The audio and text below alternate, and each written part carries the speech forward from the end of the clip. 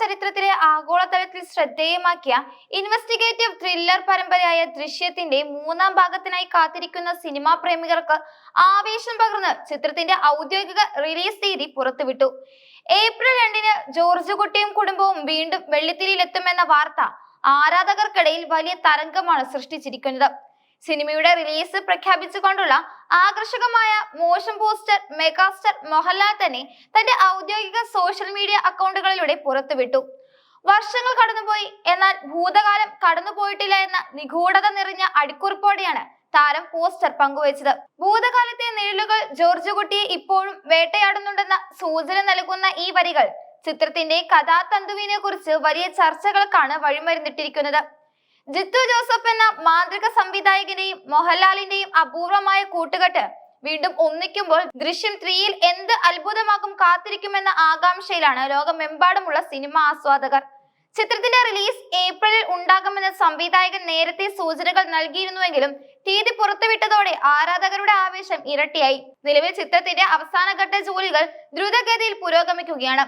ദൃശ്യത്തിന്റെ ആദ്യ 2 ഭാഗങ്ങളും സൃഷ്ടിച്ച വലിയ വിജയലക്ഷ്യങ്ങൾ മറികടക്കാൻ കെൽപ്പുള്ള ഒരു തിരക്കഥയാണ് മൂന്നാം ഭാഗത്തിനായി ഒരുക്കിയിരിക്കുന്നതെന്ന് അണിയറ പ്രവർത്തകർ അവകാശപ്പെടുന്നു. കുടുംബത്തെ സംരക്ഷിക്കാനായി നിയമത്തിന്റെ പഴുതുകളിലൂടെ സഞ്ചരിക്കുന്ന ജോർജ് കുട്ടി ഇത്തവണ നേരിടാൻ പോകുന്ന വെല്ലുവിളികൾ എന്തൊക്കെയായിരിക്കും എന്നതിനെ കുറിച്ച് സോഷ്യൽ മീഡിയയിൽ നിരവധി ഫാൻ തിയറികൾ ഇതിനോടകം തന്നെ പ്രത്യക്ഷപ്പെട്ടു കഴിഞ്ഞു. മലയാളത്തിന് പുറമെ ഇന്ത്യൻ സിനിമയിലെ മറ്റ് ഭാഷകളിലും വലിയ ചലനങ്ങൾ സൃഷ്ടിച്ച ചിത്രമാണ് ദൃശ്യം.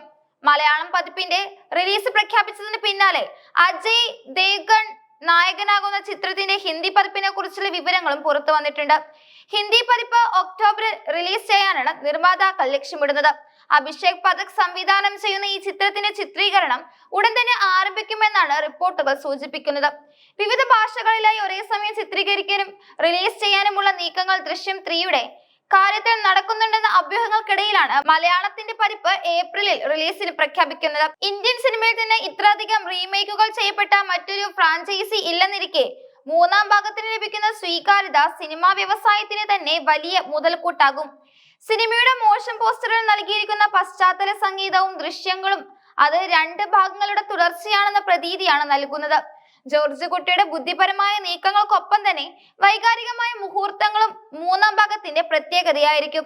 മീന, അൻസിബ ഹസൻ, എസ്റ്റർ അനിൽ തുടങ്ങിയ മുൻ ഭാഗങ്ങളിലെ എല്ലാ താരങ്ങളെല്ലാം തന്നെ മൂന്നാം ഭാഗത്തിലും അണിനിരക്കുന്നുണ്ട്. കൂടാതെ ചില പുതിയ കഥാപാത്രങ്ങളുടെ വരവും കഥയിൽ നിർണായകമായ മാറ്റങ്ങൾ കൊണ്ടുവരുമെന്ന് കരുതപ്പെടുന്നു.